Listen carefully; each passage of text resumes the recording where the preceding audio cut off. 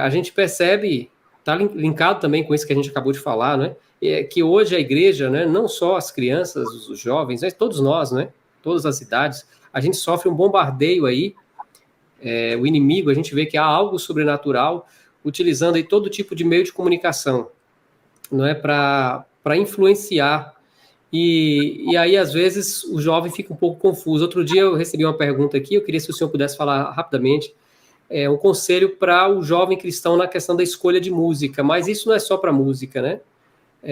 Isso serve para qualquer coisa, né? Eu acho que até o senhor já falou um pouco aí sobre a questão de ser criterioso, mas qual é o conselho que você dá?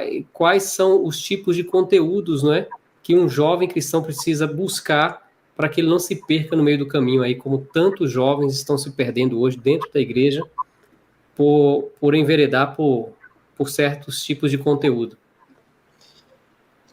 Marcos, a gente vai cair sempre na questão da comunhão com Deus, né?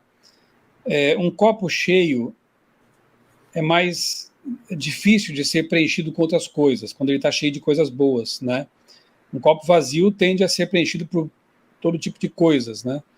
Se não cuidar. Então, se nós nos enchermos do Espírito, pela comunhão com Deus, leitura constante da Bíblia, oração, nossos critérios serão bem mais elevados. Não é qualquer coisa que vai ocupar o meu tempo, vai entrar pelas janelas da alma, né, como a gente falou, né?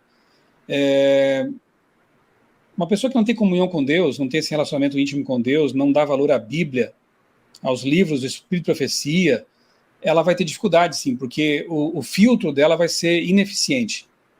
Nas minhas palestras sobre mídia e meios de comunicação, enfim, conteúdos, eu sempre começo com Romanos 12:2 e termino com Filipenses 4:8. Romanos 12:2 fala de nós não nos amoldarmos, né, aos padrões de pensamento do mundo, mas renovarmos nosso entendimento constantemente. Como? Comunhão com Deus, estudo da Bíblia. Então, se você permitir que sua mente seja moldada pelo mundo, de tanto contato que você tem com as coisas do mundo, chega um ponto que você não tem mais discernimento espiritual. Você não consegue mais entender os recados de Deus. Fica à deriva. E é perigoso isso, né? E Filipenses 4:8 é aquele texto clássico que diz assim, finalmente, ou seja, Paulo faz um resumão, né, daquilo que ele estava falando. Irmãos, tudo que é puro, tudo que é honesto, tudo que é de boa fama, se há alguma virtude, louvor, enfim, se há algo bom, edificante, seja isso que ocupe o vosso pensamento, né? Se as pessoas levassem a sério esse verso aí de Paulo, esse texto de Paulo, quanta coisa seria deixada de lado daquilo que é consumido, né? Então nós precisamos entender assim que nosso tempo, de novo, né? O tempo ele é preciosíssimo. A nossa mente ela é algo de valor imensurável, incalculável, e não deve ser preenchida com qualquer coisa, poluída com qualquer coisa, né? Quando eu não era adventista, Marcos, eu assistia quase todo tipo de filmes, né? Lia muita história em quadrinhos de super-heróis, livros de ficção científica, eu ouvia músicas, né, do estilo rock progressivo, rock nacional anos 80, era o tipo de coisa que eu consumia frequentemente. Quando eu me converti, eu entendi que eu precisava abandonar praticamente tudo disso aí, né? Um dia estava voltando da faculdade, eu ainda ouvia essas rádios FM populares, né? Foi um processo, né? A gente vai abandonando coisas e nem se dá conta de que estava errado ainda. E um dia eu chego da faculdade cansado, deitei na cama, liguei lá uma FM qualquer e comecei a ouvir. E pela primeira vez aquilo começou a me incomodar, sabe? E eu senti mesmo Deus me dizendo assim, filho, você acha que esse tipo de música aí combina com a sua nova vida agora, de adventista? E eu parei para ouvir mais atentamente aquela letra absurda, né, uma letra em inglês, nunca tinha parado para ouvir direito, né? Nossa, mas que coisa absurda que ele está dizendo aqui. Um ritmo que depois, né, eu percebi, estudando mais, que não convinha, né? Em lugar de me deixar mais relaxado, me agitava ainda mais, né? Enfim, abandonei aquele tipo de repertório, né? E aí, estudando, né, mais a fundo também os livros de Ellen White, eu me deparei com um texto no Mensagem aos Jovens que diz, pouco depois daquela experiência lá no meu quarto, né, com aquela música na FM, Deus conduzindo, né? Pouco depois eu me deparei com aquele texto que diz assim, que um grupo de jovens está ali numa casa, eles estão ali tocando música, que tipo de música é aquela? Aí Ellen White fala assim, ó, própria para o salão de baile. Aquelas que eu ouvia, né? E ela diz que os anjos, eles se retiram daquela cena tristes. Por quê? Porque eram jovens cristãos que sabiam muito bem que aquilo não convinha, né? Se fossem jovens sem entendimento, né? E eu era um jovem convertido, já tinha estudado a Bíblia e sabia que não convinha. E de repente eu percebi que realmente não era bom para mim e tomei a decisão de não mais ouvir aquele tipo de música. Tomei a decisão de não ler mais aquilo que eu lia, de não mais assistir aquilo que eu assistia, não comer mais o que eu comia, certas coisas, né? Não beber mais bebidas que eu bebia, alcoólicas. E é uma transformação, né, que a gente que é operada em nós pelo poder de Deus, pelo Espírito Santo. Não foi necessário um professor vir ficar pegando ali no teu pé, um instrutor bíblico, não é, pastor? Porque eu vejo que é um mal do ser humano, às vezes a gente quer uma listinha de bolo, né?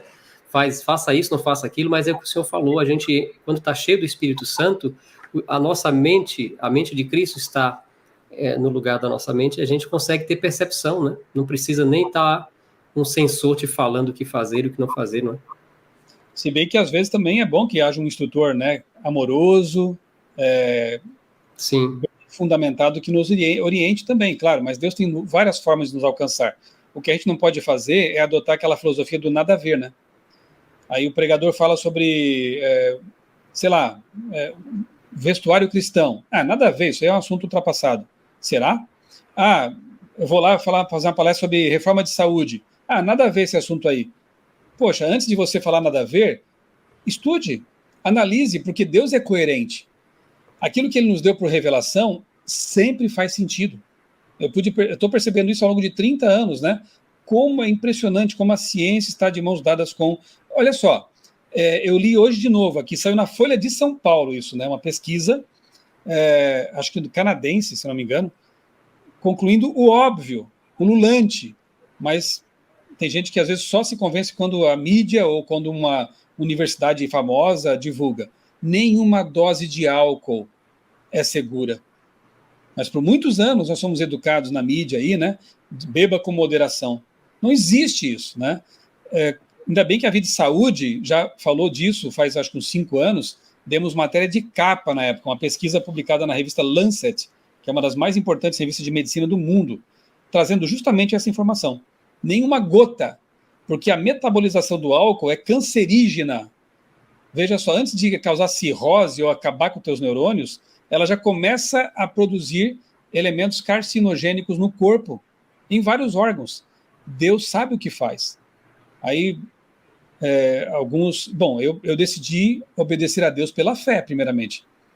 Eu entendi na Bíblia que a bebida alcoólica não deve ser consumida. Parei. Deus mandou.